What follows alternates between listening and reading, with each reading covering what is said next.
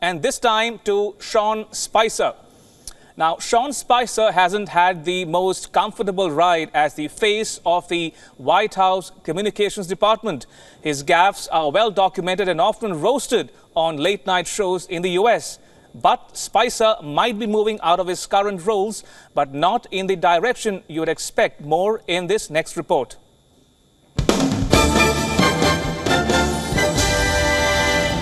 That's what we got out of this bill. Sure. Photos. Are those photos of fences or walls?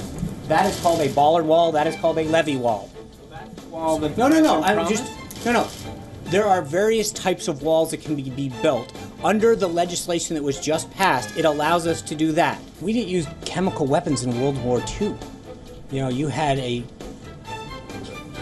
someone as despicable as Hitler, who didn't even sink to using chemical weapons. Ram specking? Oh yeah. Oh, Google it. I remember ram. I remember when. Have you ever seen my spelling? Come on. Ram specking. It was named after a form. I mean, we're going to go through a history lesson here, guys. Statements like these have made Sean Spicer the toast of Twitterati. His comments sometimes appear unhinged and have not surprisingly become easy fodder for late-night shows.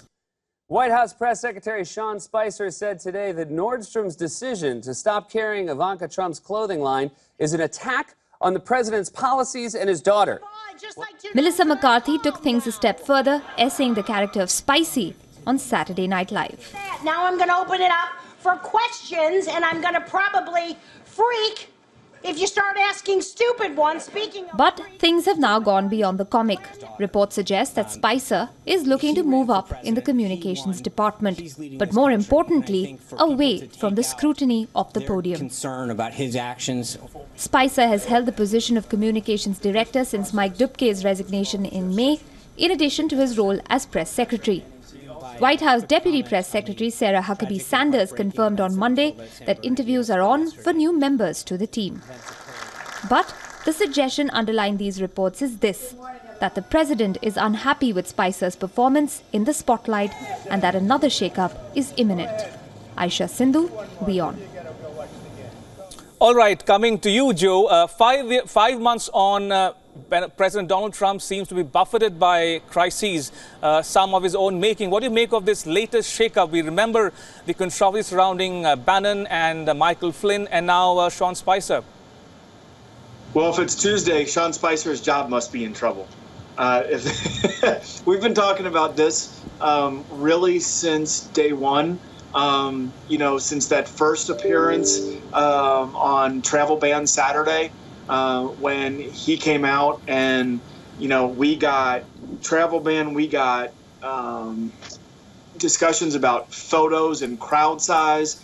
And, he cast his own caricature of himself on that day. He has not been able to escape the, largest crowd size, period, exclamation point piece, that caricature of himself since. And, so again, and I, there are times, and everybody knew what they were signing up for in this administration. No doubt about it.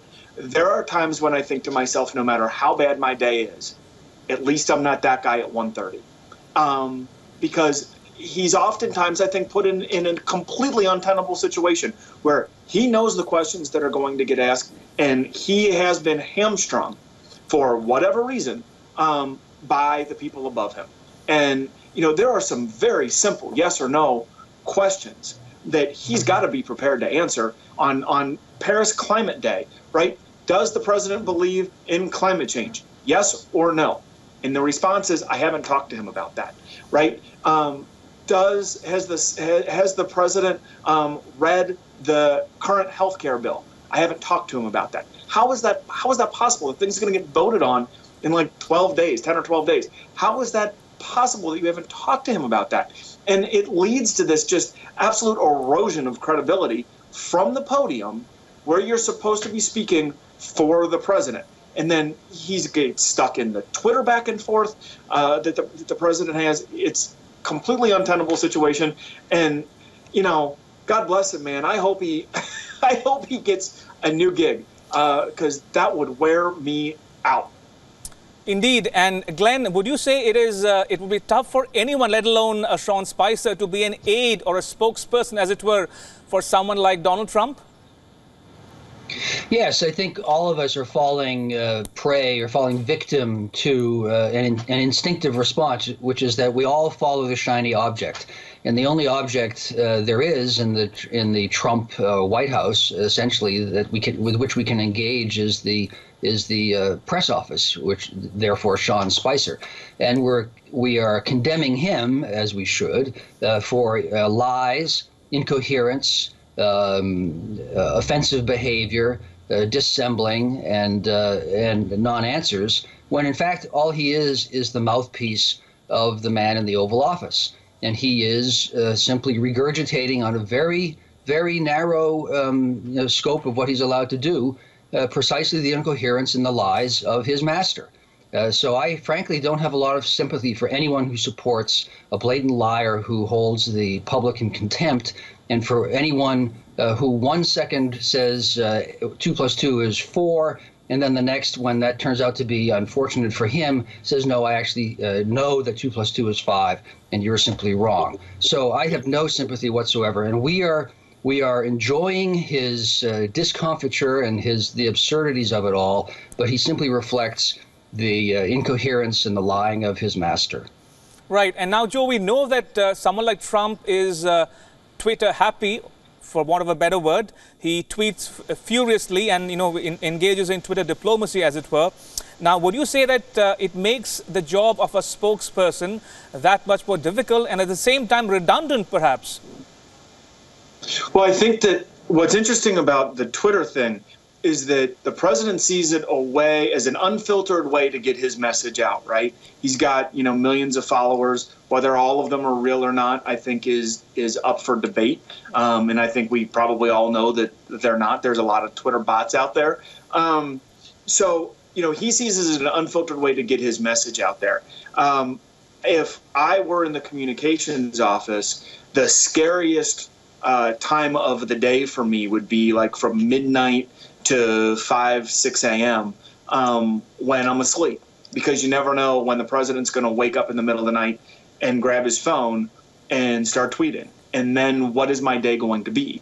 So I don't think that it's redundant. I think that the Twitter drives the message more than the message drives the Twitter. Right. It's supposed to be infrastructure week. And my question for Glenn is this. Glenn, what do you make of this move away from on-camera or recorded briefings that we have seen start over the course of the last month? We haven't really seen anything like this ever. Now, he's going to go on camera today in about, 2.5 hours. But they're starting to move away from this. And I've got a feeling that the play is they're trying to frustrate the White House press corps into no longer covering the briefings.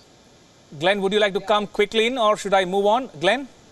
Very quickly, I think this raises an important issue for the decline and the deterioration of American democracy right out of the White House. If you don't have a White House that speaks to the people and tells it what it is doing, that is not responsive for and responsible about its actions, you no longer have a democracy, you have an autocracy. I think it's a big deal.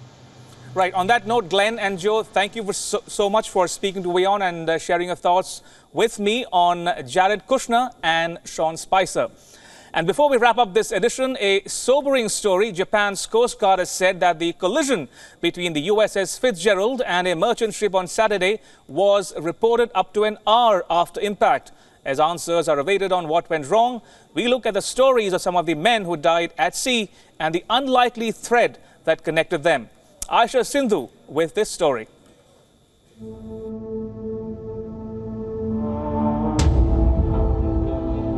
As images of the destroyed body of an awe-inspiring vessel beamed around the world, questions arose on what led to this catastrophic impact. Questions about whether the rules of the road were ignored, leading to the collision between the USS Fitzgerald and a merchant ship. A run-in that led to the deaths of 7 American sailors. The questions still remain. In fact, a few more have surfaced. But caught in the mass of ruptured steel and rough waters are the stories of the men who perished at sea. In death, as in life, many of these men shared a common story, as immigrants or their children. separated by ethnicity, connected by duty. Among them were Ngoc Trong Hun, known affectionately as Stan. He was born in Vietnam in 1992, immigrated to the US in 1994, and became a citizen in 2009. Another was Carlos Sibayan.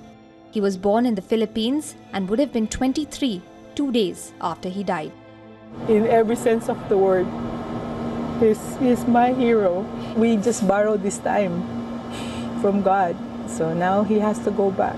As Commander-in-Chief, Donald Trump heads a Navy that is an attractive option for immigrants looking for citizenship, achievable after basic training.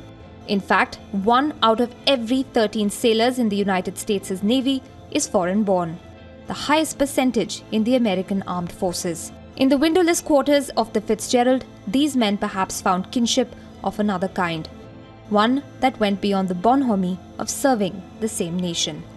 Aisha Sindhu, WION.